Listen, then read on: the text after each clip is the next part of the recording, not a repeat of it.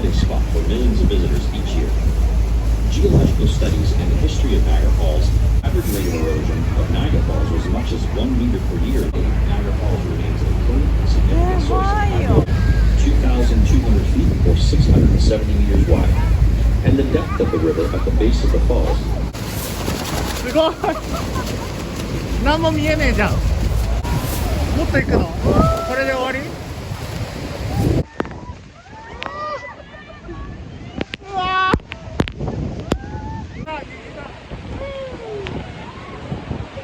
ーやばいやばいやばい。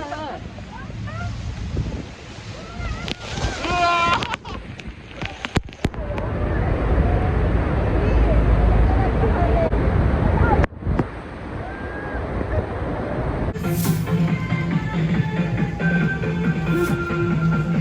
なんか動かなくなっちゃった。微調整が効かないね。入った。入った。